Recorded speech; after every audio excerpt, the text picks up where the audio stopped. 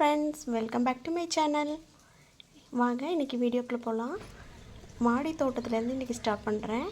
இப்போ பார்த்திங்கன்னா பாலக்கீரை வச்சுருந்தேன். அதை ஃபஸ்ட்டு கட் பண்ணி எடுத்துக்கிட்டேன். கொஞ்சம் பச்சை மிளகாய், கொத்தவரங்காய், அப்புறம் பீக்கங்காய் கூட இருந்தது, ஒரு 2 பீக்கங்காய்.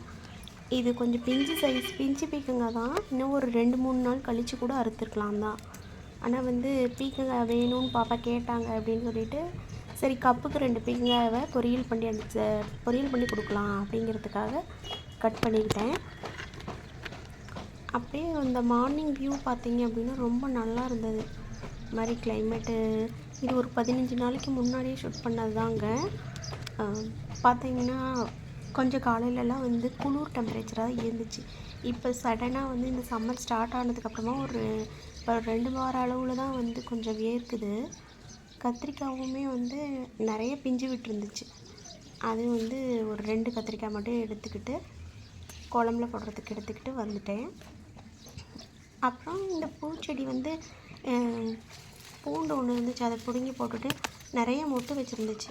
அதுக்கும் கொஞ்சம் எல்லாம் செடிக்கெலாம் தண்ணி ஊற்றிட்டு தக்காளிலையும் காய் வச்சுருந்துச்சு. பாவக்காய் கொடியும் வளர்ந்துருந்துச்சு.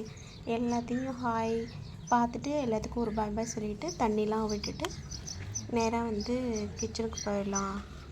அதுக்கு லாஸ்ட்டாக காமிச்சது உருளைக்கிழங்கு. ஆனால் உருளைக்கிழங்குல எப்படி வரும் இந்த இது அப்படின்னு சொல்லிட்டு ரொம்ப ஆர்வமாக தான் இருந்துச்சு. பார்க்கலாம், அது அறுவடை பண்ணும்போது பார்க்கலாம். இலை எடுத்துக்கிட்டு இது பூசணி செடியும் பாவக்காயும் போட்டிருந்தேன். பூசணி செடியில் நிறைய லீஃப் பெருசு பெருசாக விட்டுருக்கு. அது எப்போ பூவாகி காயாகும், எப்படி வரும் மாடி தோட்டத்தில் அப்படின்னு சொல்லி பார்க்கணும். கொஞ்சம் எக்ஸைட்டிங்காக தான் இருந்துச்சு. சரி, நம்ம அறுவடை பண்ண காயெல்லாம் எடுத்துகிட்டு நம்ம போய் குக் பண்ணலாம்.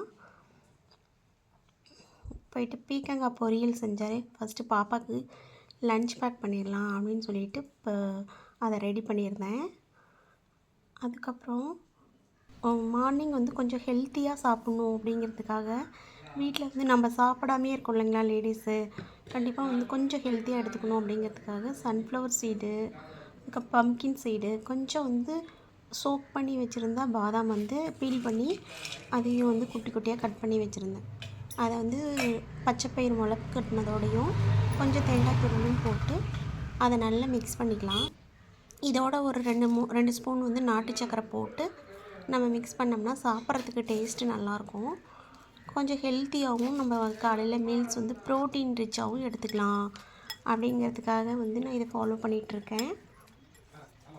கொஞ்சம் மெஷர் பண்ணி எடுக்கலாம்னு சொல்லிட்டு தான் ஸ்ப்ரவுட் மட்டும் கொஞ்சம் மெஷர் பண்ணி ஒரு 100 கிராம்ஸ் மாதிரி எடுத்துருந்தேன். நல்லா இருக்கும் டேஸ்ட்டு சாப்பிட்றதுக்கு. நெக்ஸ்ட்டு ஒரு சூப்பரான வியூ. நம்ம காட்டில் கொய்யா மரத்துக்கு பின்னாடி இருக்க இடத்துல கொஞ்சமாக ஒரு 4 பாத்தி எனக்கு கொடுத்துட்டாங்க.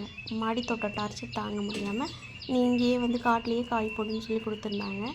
சரின்ட்டு அந்த வியூ உங்கள்கிட்ட காமிக்கிறேன். இதில் எப்படி நம்ம என்னென்ன காயெல்லாம் போடலாம், எப்படி நம்ம அறுவடை பண்ணலாங்கிறத ஃப்யூச்சர் வீடியோஸில் உங்களுக்கு அப்டேட் பண்ணுறேன். இதில் அதுக்கப்புறம் இது அடுத்த நாள் வெண்டைக்காய், நாட்டு வெண்டைக்காய் தான். என்னடா இந்த வெயிலில் சொட்டர் போட்டிருக்காளன்னு நினைக்காதீங்க. 2 வீக்ஸ்க்கு முன்னாடிலாம் மார்னிங் கொஞ்சம் குளிராக தாங்க இருந்துச்சு.